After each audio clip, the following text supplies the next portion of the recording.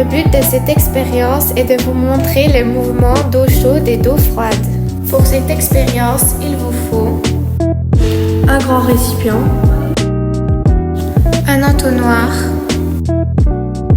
un petit flacon, du bleu de méthylène et une bouilloire. Pour commencer, remplissez le grand récipient d'eau froide.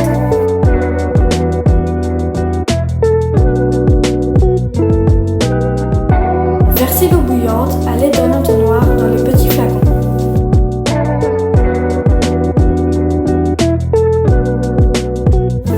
Mettez un petit peu de poudre bleue de méthylène dans le petit flacon rempli d'eau bouillante.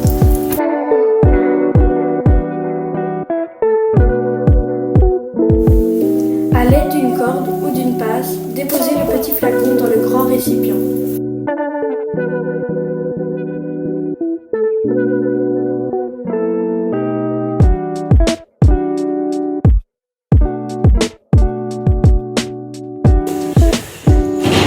Par des températures supérieures à 4 degrés Celsius, l'eau se dilate lorsque la température augmente et sa masse volumique diminue. Cependant, l'eau chaude du flacon subit un refroidissement au niveau des parois de verre du flacon. L'eau est bien bleue car nous avons utilisé du bleu de méthylène, mais avec une encre pour stylo, cela ne fonctionne pas.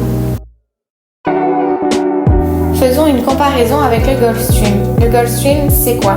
C'est un courant marin très puissant dans l'océan Atlantique. On peut l'imaginer comme une énorme rivière d'eau chaude qui circule dans l'océan. Notre expérience est comme le Gulf Stream. L'eau chaude remonte vers le nord et dans notre expérience, elle remonte aussi. Quand elle refroidit, elle redescend. Comme avec le Gulf Stream, son eau froide redescend vers le sud. Pour le moment, ce phénomène se dérègle et cela peut avoir de grosses conséquences sur le climat. Plus de tempêtes, ouragans, hausse des températures, perte de température, etc. Cette expérience nous a montré la différence de densité entre l'eau chaude et l'eau froide.